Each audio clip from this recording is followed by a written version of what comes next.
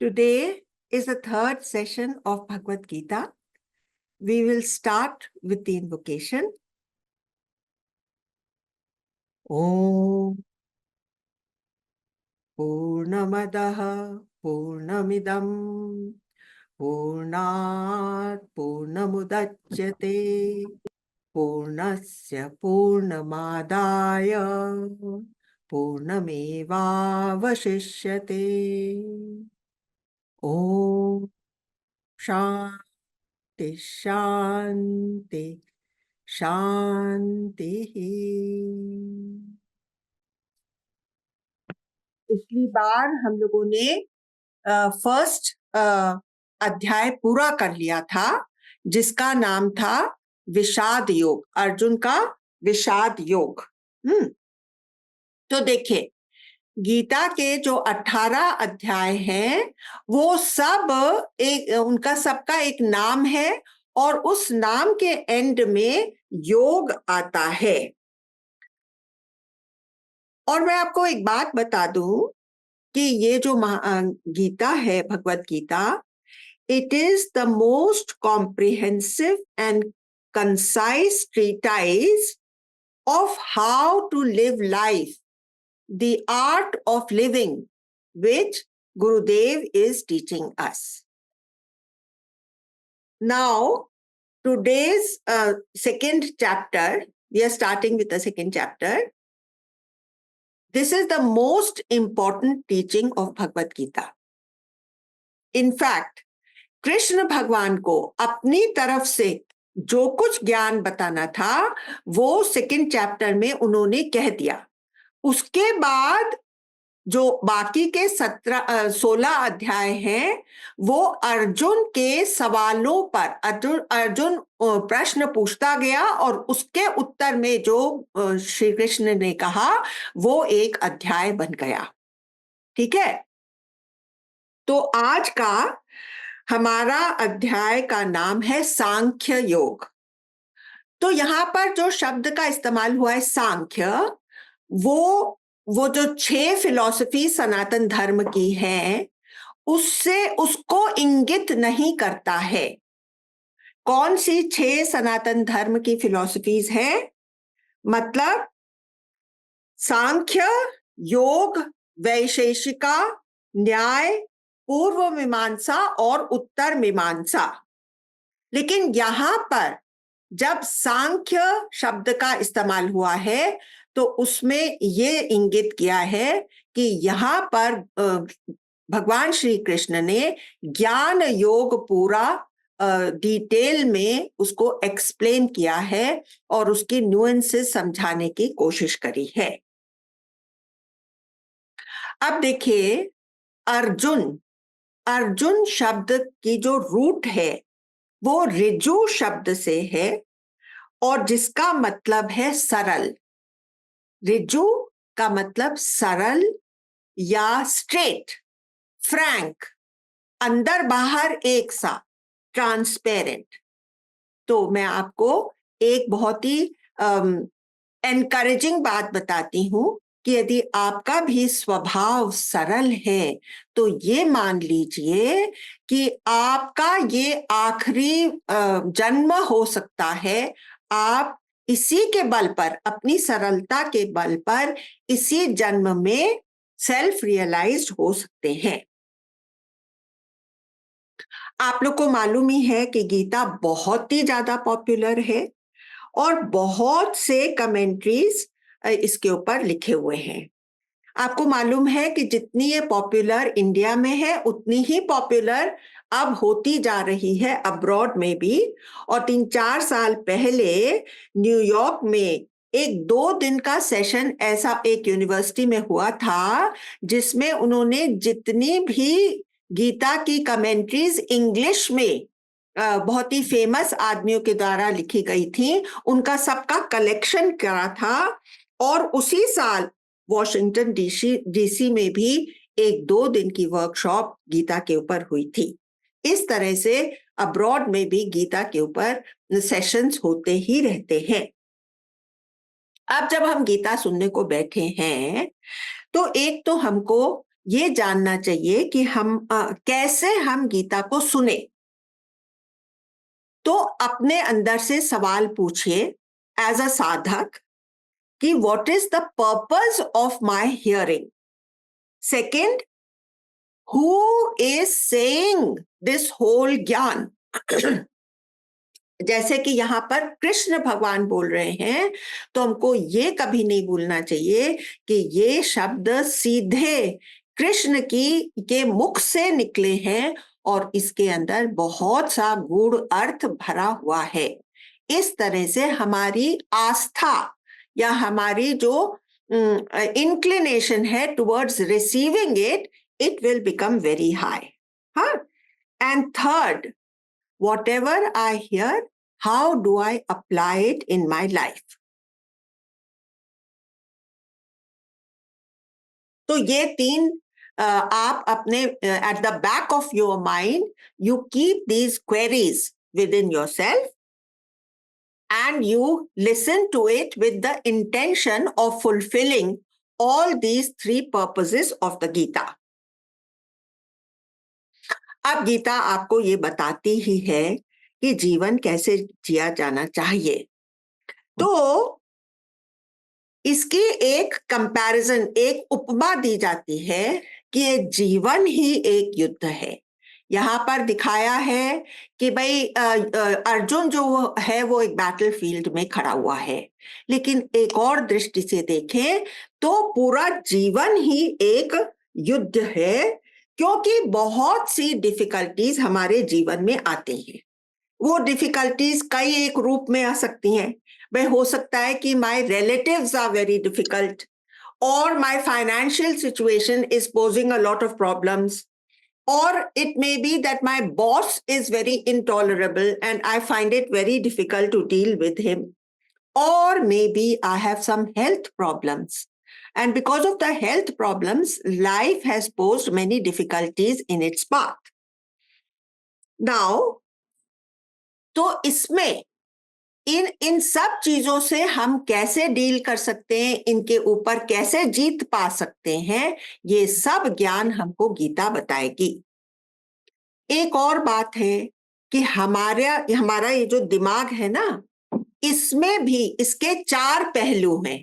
पहले तो आप दिमाग के चार मोटे मोटे पहलू समझ लीजिए। ऐसे तो 64 functions the brain is doing simultaneously and handling the 17 trillion jobs in the body, but जो फोर मेन फंक्शंस हैं, तो मन एक तो है कि मन जो इंस्ट्रूमेंट है वो कैसा इंस्ट्रूमेंट है, आपके आगे वो बहुत से ऑल्टरनेटिव्स रखता है कि in a given situation how you can what are the alternatives that you can adopt to handle the situation.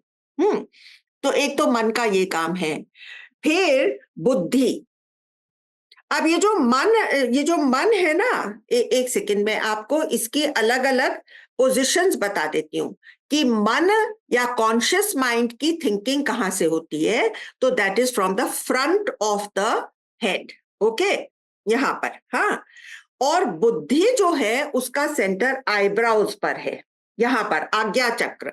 तो जब भी आप बहुत जोर से कोई चीज सोचने की कोशिश करते हैं, तब आपके यहाँ पर भावों के बीच में लाइनें पड़ जाती हैं, क्योंकि आप वहां पर कंसंट्रेट कर रहे हैं। तो बुद्धि आज्ञा चक्र से फंक्शन करती है, मन टॉप ऑफ द हेड से करता है, ईगो आपका अहंकार या डिसीजन लेने की जो फैकल्टी है वो यहाँ पीछे में है, मेडुला ऑब्लोंगाटा। इसलिए जब आपको लगता है हाँ मेरे जैसा तो कोई और है ही नहीं, तो आप थोड़ा सा अपनी नाक ऊपर करते हैं और सबको नाक के नीचे, अपनी अपनी नाक के नीचे देखते हैं। तो ये है आपका जैसे प्राइड, अहंकार में प्राइड भी छिपी हुई है, डिसीजन लेने की शक्ति और प्राइड। और चौथा है फीलिंग्स। वो हार्ट के एरिया से आपके मन को इन्फ्लुएंस करती है। इसलिए आप कहते हैं कि भाई जब भी आपके दिल को चोट पहुंचती है तो आप कहते हैं वह ब्रोकन हार्ट, आप नहीं कहेंगे क्या है वह ब्रोकन नी, है ना। तो इन सब में भी आपस में युद्ध चलता रहता है कि मैं मन का सुनूं, कि मैं हार्ट का फीलिंग्स का सुनूं, इमोशंस का सुनूं, कि मैं बुद्धि का सुनूं। तो कृष्ण भगवान सबको शांत करने का रास्ता हमें गीता में बताते हैं। अब हम पहले श्लोक पर आ जाते हैं और मैं आज आपको उसका ट्रांसलेशन पढ़ के सुनाती हूं। तो फर्स्ट श्लोक फिर से पढ़ देती हूँ। संजय बोले, करुणा शोक युक्त व आंसुओं से भरे नेत्रों वाले अर्जुन से मधुसूदन ने इस प्रकार कहा। ये शब्द कहे। अब मैंने आपको मालूम है कि मैंने गीता का ट्रांसलेशन करा है पोइट्री में, तो मैं आपको उसका पोएटिक वर्जन भी सुना देती हूँ। संजय धृतराष्ट्र से कहने लगे, अर्जुन अब करुणा से भर के नेत्रों में शोक के अश्रु लिए मधुसूदन को वे ये सब बोले। जो पिछले चैप्टर में सब बताया गया था वो सब आंखों में आंसू भरे हुए अर्जुन ने वो सारे उद्गार अपने कृष्ण के सामने कह डाले। तो अब कृष्ण पार्थ से ये वचन बोले। अब देखिए, मैं ये भी कह सकती थी कि फिर कृष्ण पार्थ से ये कहने लगे, लेकिन यहाँ पर जो शब्द गीता में बताया है वचन बोले, वो इसलिए कि जो भी कृष्ण का डायलॉग इसके आगे आता है वो बहुत भारी भरकम मीनिंग से भरा हुआ है। एक एक शब्द इस तरह का कृष्ण ने इस्तेमाल किया है जो कि अर्जुन को झकझोर सके और उसको युद्ध के लिए खड़ा कर सके। तो आप देखिए, पहले मैं आपको फर्स्ट वर्स के न्यूएंसेस में ले जाती हूं। Let us take a look at the situation that has unfolded here on the battlefield. In a matter of half an hour, Arjun has convinced himself by voicing misplaced logic. कौन सा logic उसने इस्तेमाल किया? That it would be wrong to wage war on the loved ones and family members. ये logic उसने इस्तेमाल किया और फिर वो इस बात में दृढ़ हो गया कि मैं तो वॉर में पार्टिसिपेट ही नहीं करूंगा। अब आप समझिए कि अगर जो ऊहापोह अर्जुन के दिमाग में चल रही थी वो पांडव सेना को भी मालूम पड़ जाती तो वहां पर तो खलबली मच जाती, सारे सैनिक उखड़ जाते कि भाई ये क्या हो रहा है, हम तो यहाँ पर तैनात हुए हैं लड़ने के लिए और अर्जुन के दिमाग में सब क्या चल रहा है ना। Fortunately, this thought process is limited to Arjun and Krishna is not made audible to the assembled soldiers. अगर उन्हें अर्जुन और कृष्ण के बीच की बातचीत मालूम पड़ जाती तो पांडव सेना में खलबली मच जाती। वह तो भगवान कृष्ण की बुद्धिमानी से यह टल गया, नहीं तो अनर्थ हो जाता। और देखिए, अगर भगवान पांडवों के साथ वहां नहीं खड़े हुए होते तो पांडव तो युद्ध शुरू होने के पहले ही हार जाते, उनकी तो कोई बिसात ही नहीं रहती। Thus, then and there they would have lost the battle. अब देखिए अब क्या होता है। अब अर्जुन की आंखों में इतने आंसू भर गए हैं कि वो दृश्य को ही नहीं देख पा रहा है। It is like a hysteria which has come upon Arjun. अब आपको मालूम है कि जब कोई हिस्टेरिकल हो जाता है तो उसके हिस्टीरिया को कंट्रोल करने के लिए फर्स्ट एड में क्या सजेशन दिया जाता है? when anyone is under the spell of a hysterical attack, normally that person is slapped hard to wake him up and shake him out of his wrong reasoning. Hysteria जब भी होता है, कोई ना कोई रॉन्ग रीजनिंग की वजह से ये आदमी हिस्टेरिकल हो जाता है। और कृष्ण भगवान ने अगले आने वाले वर्सेस में एग्जैक्टली ये किया कि अपने शब्दों द्वारा अर्जुन को इतना शेकअप किया कि he had to wake out of his hysterical situation. अभी देखिए यहाँ पर पहले श्लोक में संजय ने जो शब्द कहा कृष्ण भगवान के लिए, वो कहा कि मधुसूदन ने इस प्रकार कहा। मधुसूदन, संजय भी हर बार जो अलग अलग नाम से किसी को भी संबोधन करता है, when he is reporting the events that are happening in the battlefield, he uses such appropriate names for the person. तो मधुसूदन कहा। मधुसूदन का क्या मतलब? कृष्ण का नाम है और उसमें याद दिला रहा है, संजय धृतराष्ट्र को रिपोर्ट कर रहा है और याद दिला रहा है कि याद करो, ये कृष्ण जो है मधु जैसे राक्षसों को मारने वाले हैं। और क्या तुमको लगता है कि दुर्योधन, जिसने मर्यादा की सारी हदें पार कर ली थी, 5 छोटे गांव देने को पांडवों को तैयार नहीं था, उसको ऐसे भगवान कृष्ण बख्श देंगे? तो वो बार बार थोड़ा सा कुरेदता है धृतराष्ट्र का दिल, क्योंकि उसको एक बात मालूम है कि Dhritarashtra is the only one, if he wants he can stop the war even now. अभी कौन सा दिन हो गया? 10 दिन हो गए। 10 दिन तक संजय वो बैटलफील्ड में था और उसको जो शफा मिली हुई थी, जो फैकल्टी उसको ब्लेसिंग के रूप में वेदव्यास से मिली हुई थी, he could zero in on anybody at that time. तो दुर्योधन वो रथ में बैठा हुआ भीष्म से क्या कह रहा है वो भी उसको सुनाई पड़ सकता था when he zeroed in. Arjun और कृष्ण के बीच में क्या संवाद चल रहा है, क्या वो एक दूसरे से कह रहे हैं, वो भी उसी समय जीरो इन करके वो सुन सकता था। तो ये एक बहुत ही बड़ा वरदान वेदव्यास ने उसको दिया था।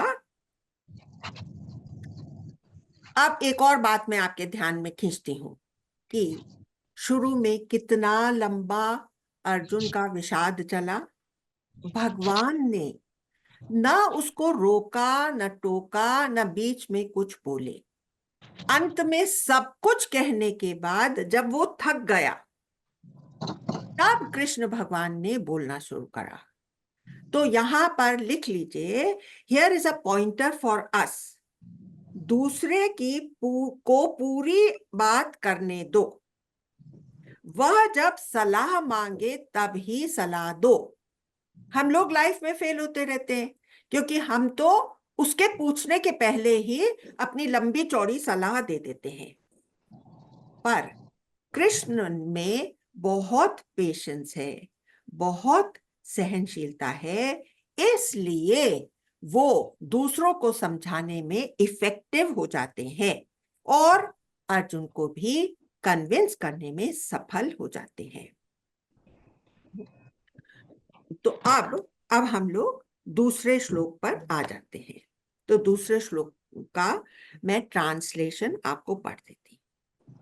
श्री भगवान बोले, हे अर्जुन, इस संकट काल में तुम्हारे मन में यह मोह कहां से उत्पन्न हो गया?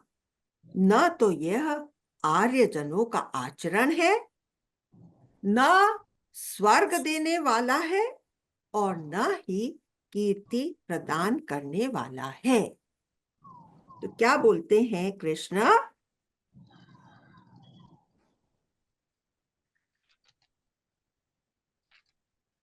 यह अब मैं आपको, हाँ, अब मैं आपको इसका हिंदी पोएटिक वर्जन बोल देती हूँ।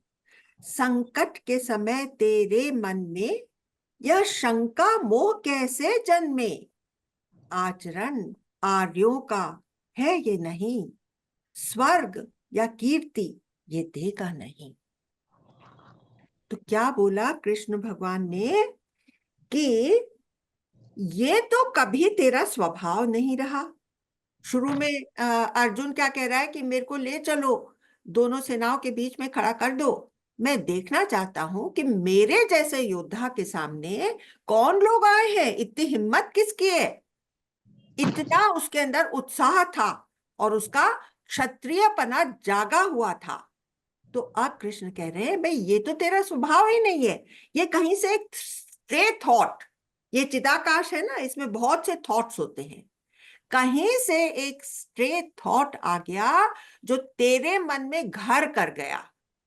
और अब वो खाली तेरे शब्दों में ही नहीं रहा, वो पूरी बॉडी के अलग अलग अंगों में भी वो ट्रांसलेट हो गया है। ये थॉट तूने अलाउ करा है, ये बाहरी थॉट है, ये कभी तेरा थिंकिंग प्रोसेस रहा ही नहीं है।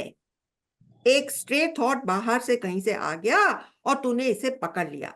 युद्ध के मौके पर शूरता अंदर से पैदा होनी चाहिए, कमजोरी नहीं।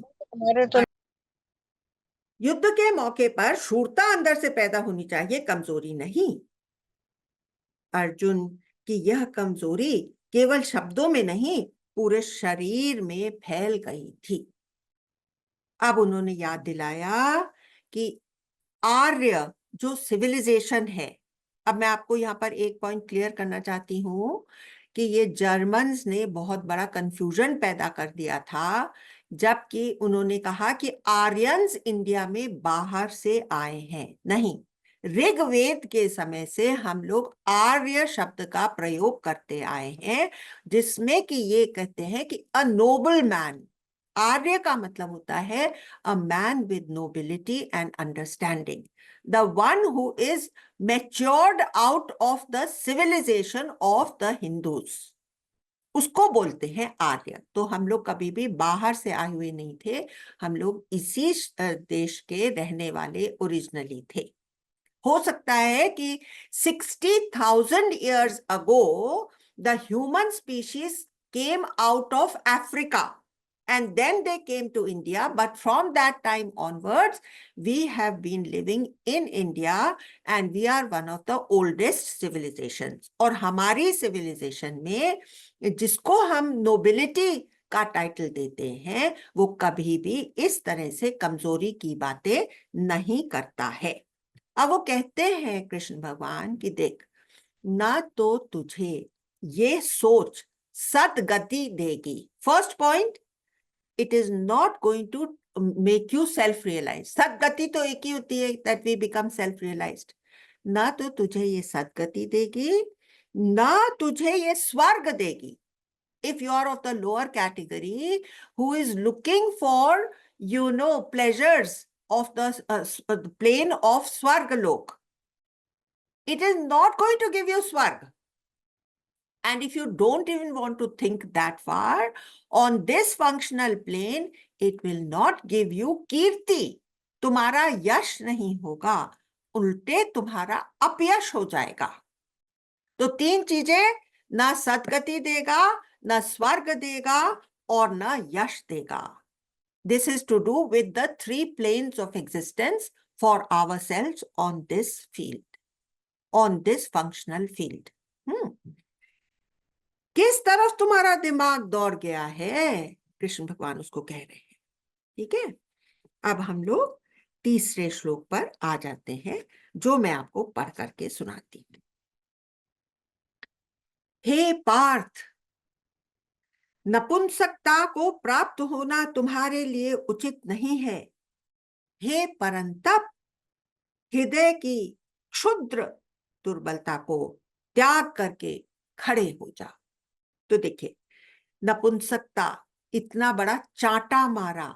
What I told you, to get a person out of hysteria, you need to slap him. This is the first state that you have to administer to a person who is in hysteria.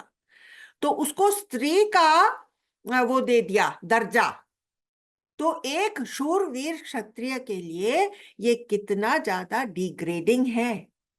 तो it's like अ वचनों के द्वारा एक चांटा मार दिया अर्जुन के गाल पर। हे परंतप, तुम तो वो हो जो कि अपने शत्रुओं को जलाते हो। परंतप का मतलब उन शत्रुओं को जलाने वाले, तुम वो शत्रुओं को जलाने वाले हो। क्षुद्र दुर्बलता को त्याग, ये जो छोटापन तेरे अंदर आ गया, तो इससे तू भी छोटा बन जाएगा, तू भी क्षुद्र हो जाएगा। तेरा अभी तक जो मान और सम्मान है वो खत्म हो जाएगा। तेरी गिनती ना चीज में हो जाएगी, तू बेकार हो जाएगा। तो इस तरह के कड़े शब्द उन्होंने कहे। तो अब मैं आपको इसका थर्ड सुना देती हूं। हे पार्थ, नपुंसकता मत वर, उचित नहीं यह तेरे लिए। मन की दुर्बलता को तज कर खड़ा हो जा युद्ध के लिए। तो उन्होंने उसको स्ट्रेट फॉरवर्ड एक तरह से आदेश दिया कि अभी तुम्हारे लिए सही होगा कि तुम युद्ध के लिए खड़े हो जाओ। और हे पार्थ, जो यहाँ पर संबोधन कृष्ण भगवान ने अर्जुन को किया, इसमें भी कई न्यूएंसेस छुपे हुए हैं। तो कृष्ण ने अर्जुन को पृथानंदन कह करके संबोधित किया, याद दिलाया कि अपने अंदर कायरता लाकर तुम्हें माता की आज्ञा का उल्लंघन नहीं करना चाहिए। अर्जुन गलत लॉजिक का प्रयोग करके अधर्म को धर्म मान रहा था। कैवल्यम मा स्म गमः, मैं उसे भगवान नहीं, तो कैवल्यम मा स्म गमः, में उसे भगवान धर्म की तरफ वापस लाने की बात कर रहे हैं। तुम कुंती जैसी वीर क्षत्राणी के पुत्र हो।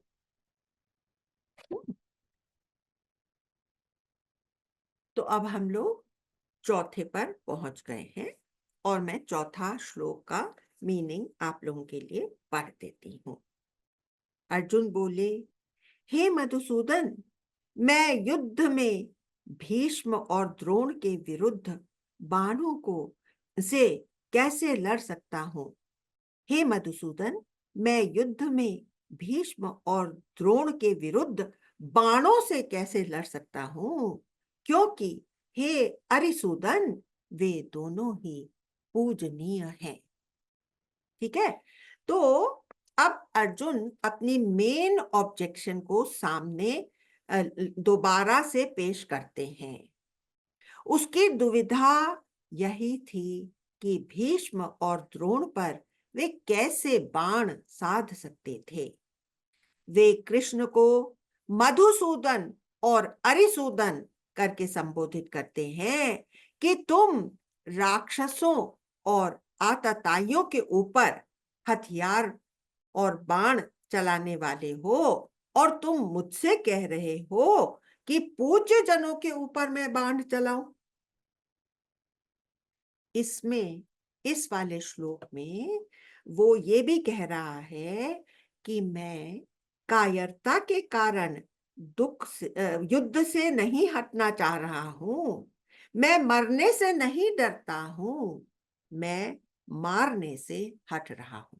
तो देखिए, मैं आपको केवल वो ही नहीं समझा रही हूं जो कि सामने शब्दों में लिखा है। I am also reading in between the lines and bringing out the nuances of what was happening in Arjun's mind.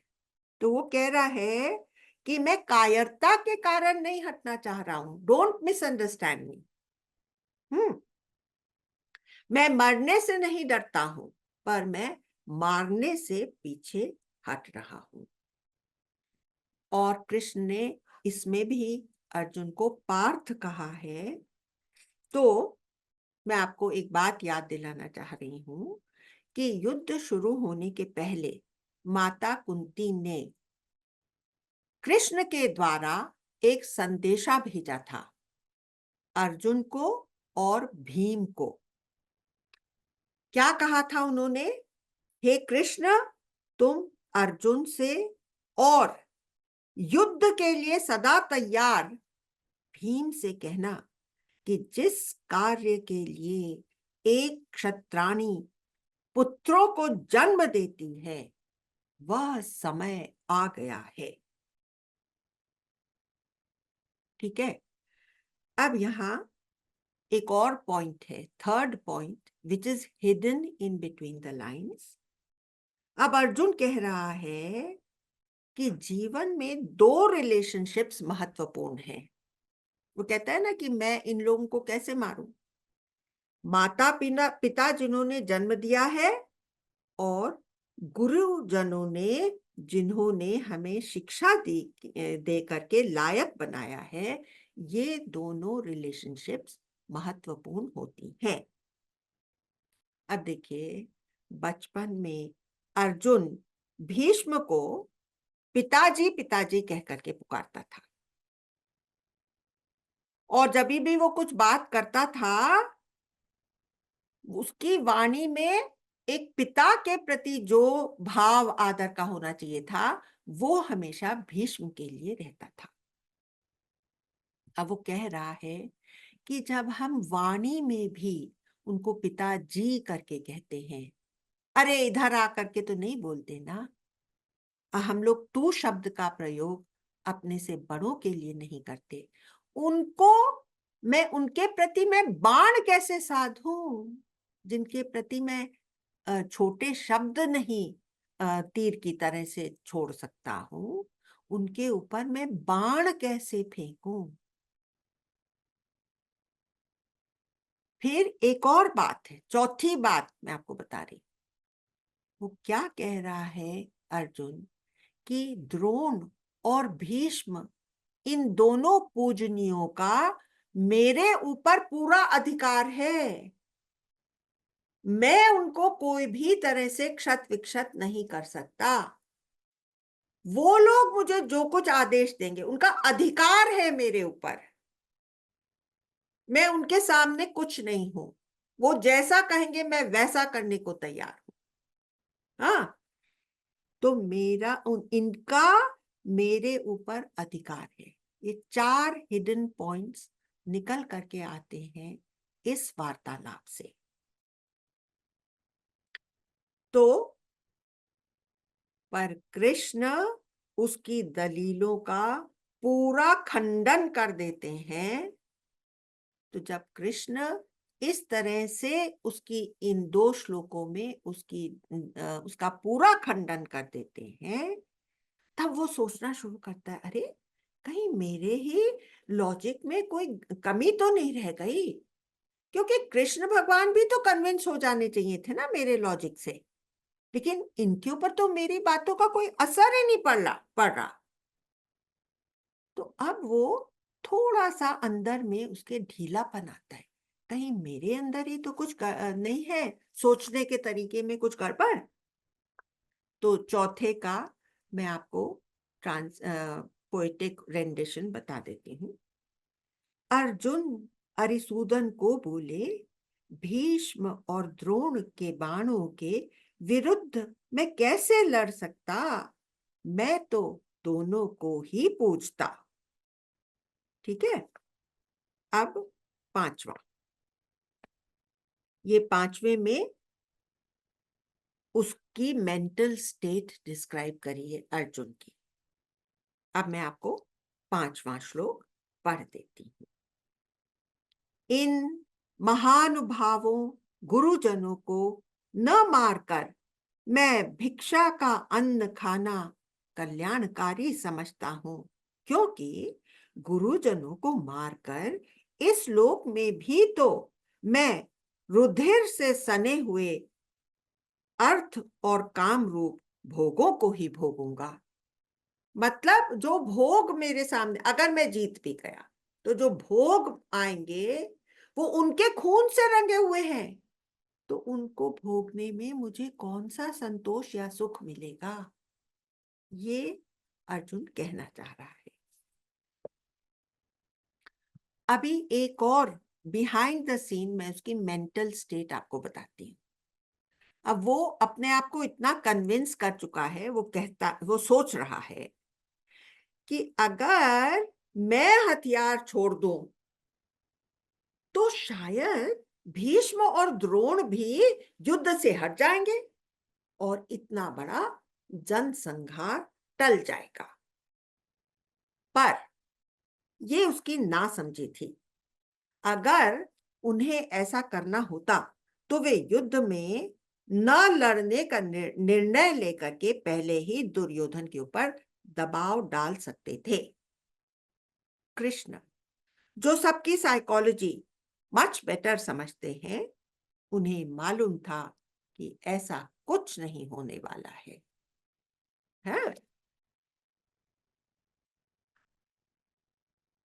Arjun ने एक और बात का गलत विश्लेषण किया था। उसने सोचा था कि कृष्ण उसे राज्य भोग दिलवाना चाह रहे हैं, इसलिए वो सफाई देता है कि उसे राज्य या भोग की कोई कामना नहीं है। तो कृष्ण क्या अर्जुन को राज्य या भोग दिलवाने के लिए ये युद्ध में पार्टिसिपेट करवाना चाह रहे थे, या न्याय और धर्म के एस्टैब्लिशमेंट के लिए उन्हें वहां पर करना चाहते थे, युद्ध में पार्टिसिपेट? आप लोग बताइए, क्या कृष्ण का आशय था कि वो उसको राज्य और भोग दिलवाए, जैसे हम चाहेंगे कि भाई हमारे बच्चों को बेस्ट एजुकेशन मिले? No, his was not a limited aim. His was a universal vision where he was seeing clearly that the Nyaya condition of the country has broken down. The Justice Department has broken down. और यहाँ पर जिसकी लाठी उसकी भैंस का जैसा वो चल रहा था राज्य, तो he wanted to establish that back into India. अब ये देखिए कि अर्जुन अपने तर्क को धर्म युक्त मान रहा था। See, anybody who did not see Krishna's point of view would be quite convinced by Arjun's arguments. They would say, ठीक ही तो है, कैसे वो युद्ध करेगा, उनके ऊपर कैसे वो बाण छोड़ेगा? But Krishna was having the larger picture, the universal consciousness, and therefore he did not budge an inch from his stance. We would have fallen a prey to Arjun's faulty logic, isn't it? अब ये देखिए कि अर्जुन अपने तर्क को धर्म युक्त मान रहा था। अब जब बुराई बुराई करके दिखती है तो उसे छोड़ना आसान हो जाता है, पर जब बुराई अच्छाई का चोला पहन लेती है, धर्म युक्त लगती है, तब केवल भगवान ही ऐसे दिमाग को फिर पटरी पर ला सकते हैं। और वो ही हो गया था उस पूरे युग में। जितने सतोगुणी लोग थे, जैसे भीष्म थे, विदुर थे, जितने भी लोग थे, वो अपने छोटे इंडिविजुअल धर्म से बंध गए थे और वो अधर्म को धर्म की संज्ञा देकर के बैठे हुए थे। You understand?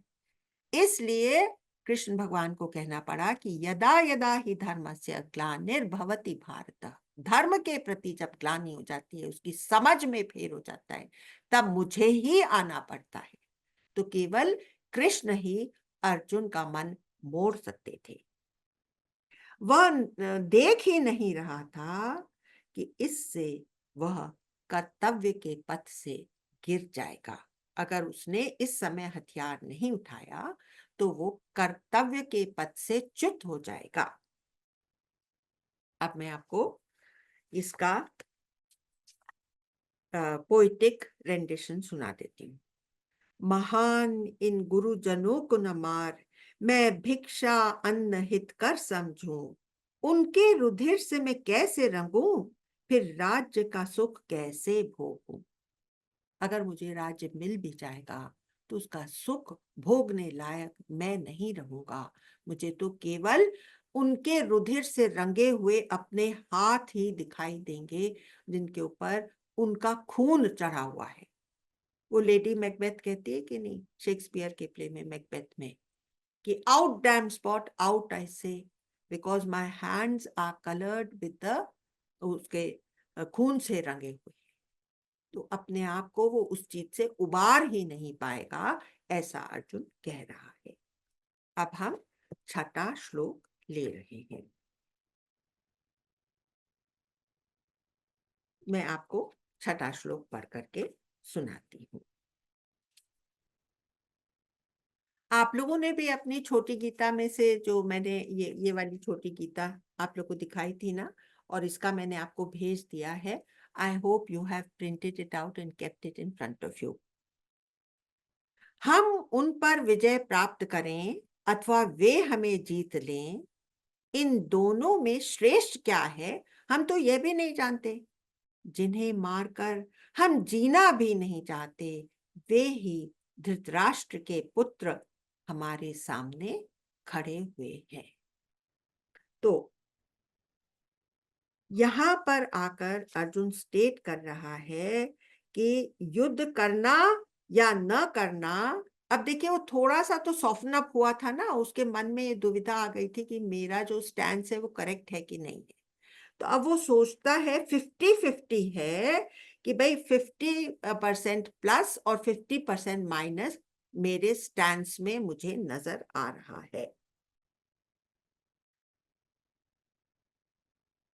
अब मैं आपको स्पिरिचुअल एंगल से आपकी खुद की इनर इंक्वायरी पर ले जाना चाहती हूँ। तो देखिए, कभी वो ऐसे हो रहा है, कभी ऐसे झूल रहा है। मैं आपका ध्यान खींचना चाहती हूँ कि इस कदर बदलने वाले मन को हमने अब तक अपना मास्टर बना रखा था। हमारी लाइफ में भी बहुत सिचुएशंस आई थी और हमने मन की सुनी, जो खुद एक एक मिनट से चेंज होता है, बंदर की तरह से एक डाल से दूसरी डाल पर जाता है, उसको समझ में ही नहीं आता है क्या करना है। ये मन ही हमने अपना मास्टर बना रखा था। पर मैं अपने बदलते मन को देख सकती हूं कि नहीं, मैं आप लोग से पूछ रही हूं।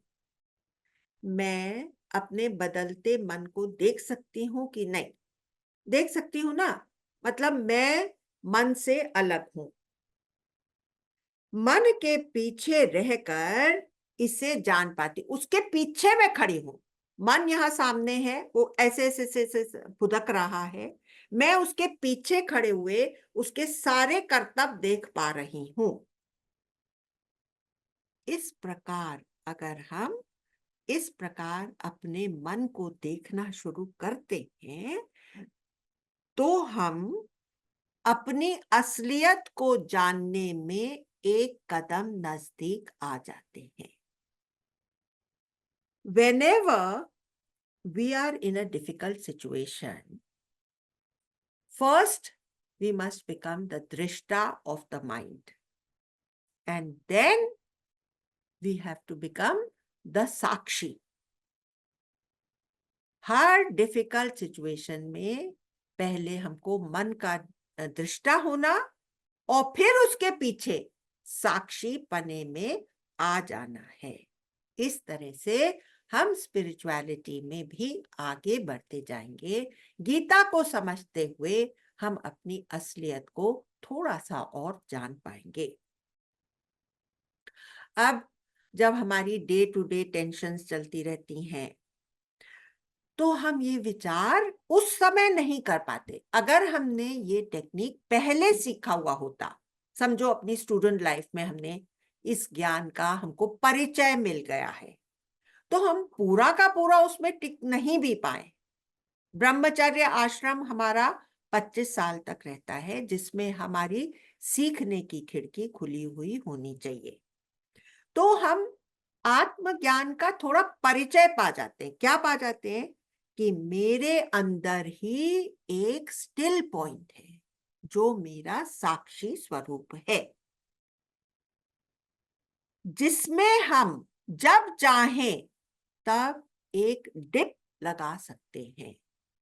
It is like taking a bath in the ocean of tranquillity.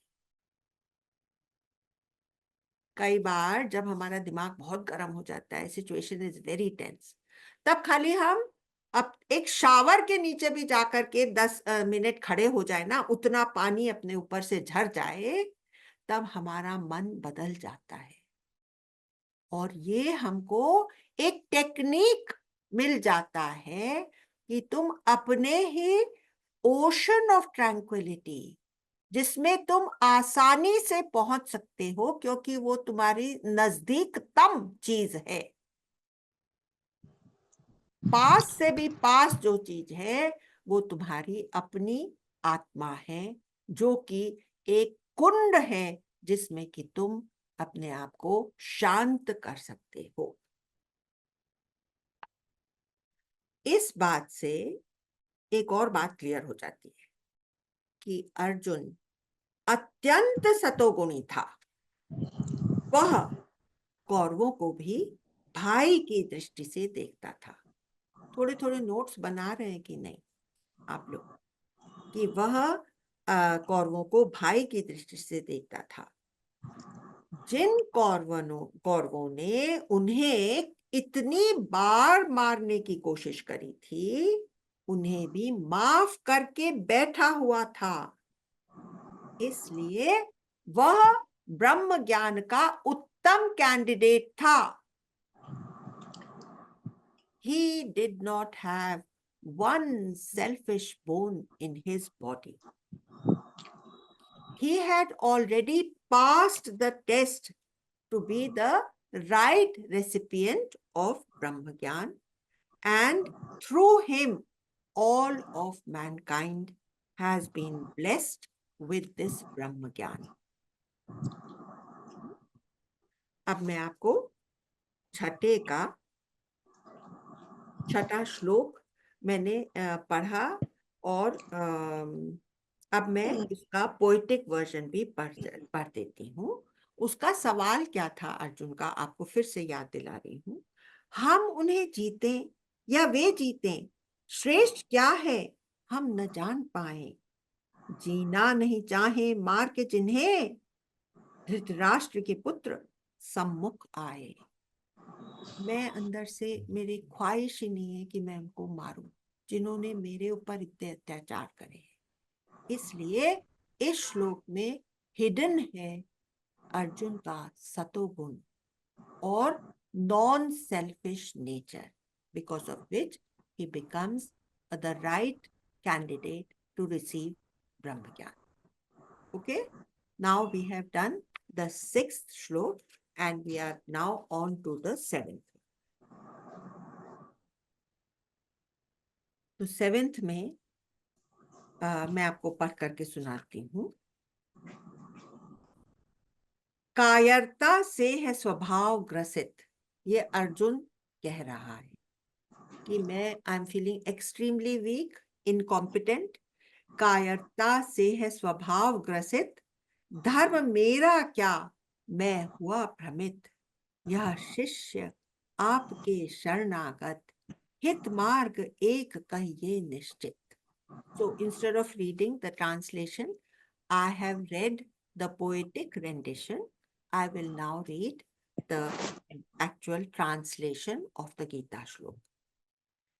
मेरा स्वभाव कायरता रूपी दोष से ग्रस्त है।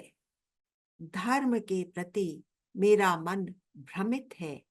मैं आपसे पूछता हूँ, कि जो निश्चित रूप से कल्याणकारी हो वह मेरे लिए कहिए, क्योंकि मैं आपका शिष्य हूं और आपके शरणागत हूं। तो देखिए, ये एक्सप्लेनेशन जो है ना, ये 6 लाइनों में है और मुझे इसको 2 लाइनों में कंडेंस करना था। तो आप लोग प्लीज थोड़ा सा मेरी डिफिकल्टी को समझिए कि किससे मैं गुजरी हूं जबकि मैंने गीता के श्लोक लिखे। कायरता से है स्वभाव ग्रसित, धर्म मेरा क्या मैं हुआ भ्रमित, यह शिष्य आपके शरणागत, हित मार्ग एक कहिए निश्चित। So I have not left out any point of this, na? Okay. Now I will explain the 7th verse. Now Arjun, with all humility and innocence, surrenders to the higher intellect of Bhagwan Krishna and leaves the decision in his capable hands. भगवान ने कहा था कि हृदय की तुच्छ दुर्बलता को त्याग, मतलब अगर इस दुर्बलता को तू पकड़ कर रखेगा तो तू भी तुच्छ हो जाएगा, बेकार हो जाएगा। यहां आकर अर्जुन का रथी होने का भाव खत्म हो गया। पहले उसने क्या किया था? फर्स्ट चैप्टर में उसने कहा था, ही ऑर्डर्ड कृष्ण भगवान to bring the chariot in the middle of the two सेनास, है ना? तो उसके अंदर रथी पना था और उसके अंदर लड़ाई करने का भाव भी बहुत जोर का आया हुआ था। अब इस श्लोक में उसका रथी पना खत्म हो जाता है। He is no more the charioteer. पहले उसने भगवान को आदेश दिया था कि रथ को दोनों सेनाओं के बीच खड़ा करिए। अब वह उन्हें गुरु करके देख रहा है और उनसे सलाह पाने के लिए पूरा ओपन माइंडेड हो गया है। इस श्लोक में प्रपन्नम शब्द संस्कृत में इस्तेमाल हुआ है। अर्जुन पूरी तरह से कृष्ण के शरण हो गया है। कैसे शरण हो गया है? जैसे देखिए, मतलब पूरा उसने अपने आप को समर्पित कर दिया, जैसे कि छोटा सा बच्चा है, अब वो माँ का दूध पीता है। अब अगर उस बच्चे को कोई बीमारी हो जाती है तो माँ उसको दवा नहीं देती है। छोटा सा जो बच्चा है, अभी 1 महीने का भी नहीं हुआ है, उसको दवा नहीं देती है।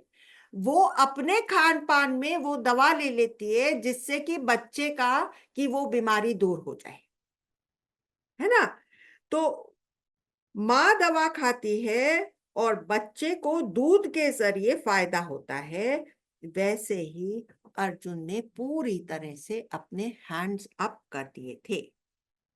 अब तक कृष्ण ने केवल मोटिवेशनल शब्द कहे थे, ज्ञान देना शुरू भी नहीं, ब्रह्म ज्ञान शुरू भी नहीं किया था, केवल फंक्शनल प्लेन की बातें करी थी। इस श्लोक के अलावा पूर्ण सरेंडर की बात 18th चैप्टर के 66 श्लोक में आई है, जबकि कृष्ण भगवान अर्जुन को अपना शिष्य एक्सेप्ट करके आदेश देते हैं, मामेकम शरणम व्रज। भगवान कृष्ण शिष्य करके पूर्ण भार उठा लेते हैं, अपने शिष्य का पूरा भार उठा लेते हैं। ठीक है, तो ये हो गया 7th का एक्सप्लेनेशन। और अब मैं 8th श्लोक का मीनिंग आप लोग के लिए पढ़ देती हूँ। मैं भूमि पर शत्रु रहित समृद्ध राज्य को और देवों पर राज्य को भी क्यों न प्राप्त कर लूं, परंतु मुझे ऐसा कोई उपाय नहीं दिखता जिससे इंद्रियों को सुखाने वाला मेरा यह शोक दूर हो सके। अब he is under a great spell of depression.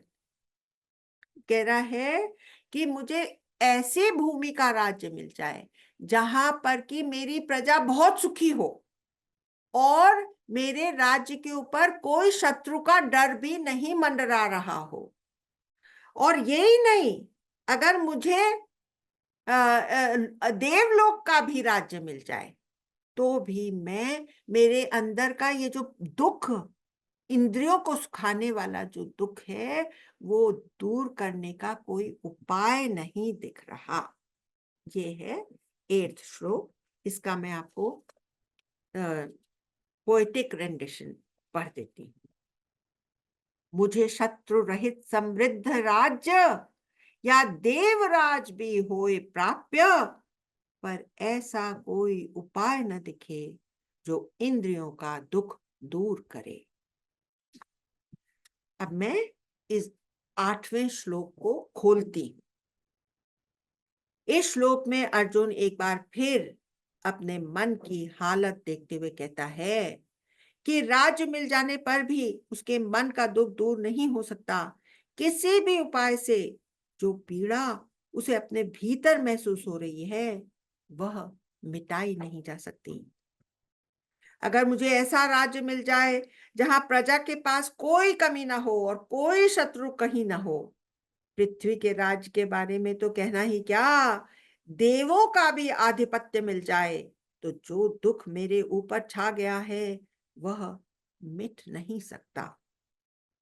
मतलब अर्जुन के अंदर कुटुंब के प्रति ममता जाग गई है, जो उसकी जो ममता मिटाए नहीं मिट रही है।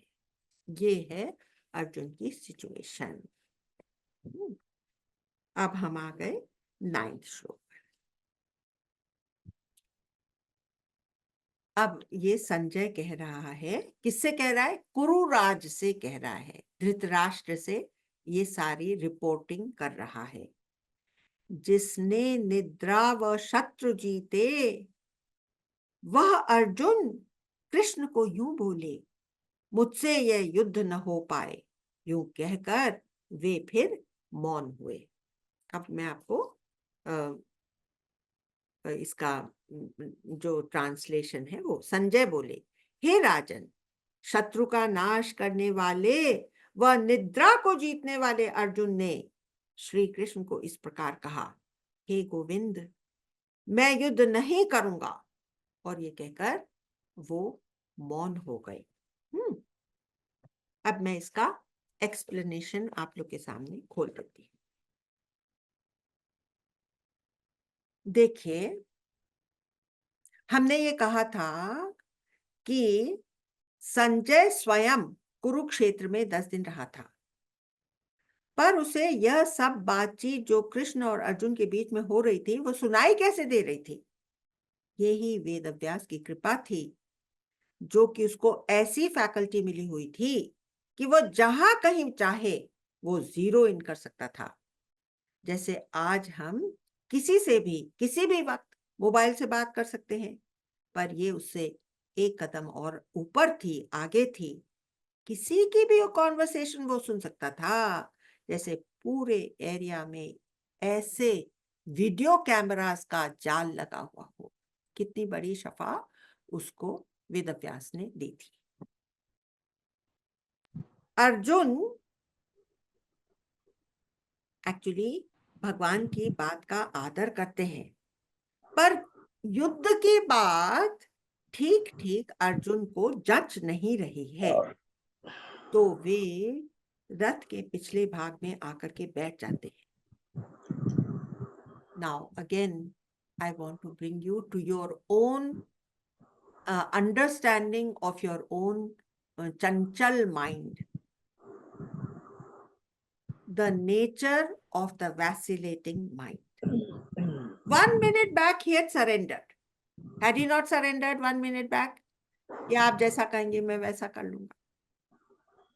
That is exactly our state. You know, you have taken a decision. After that, you again decide to play in the hands of a fickle mind. बुद्धि से तुमने एक डिसीजन लिया, but again you fall a prey to your vacillating mind.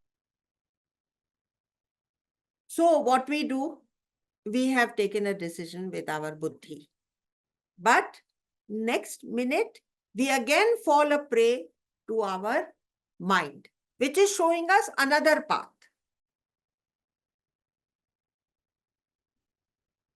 So you do not see how your mind is taking you only for a ride.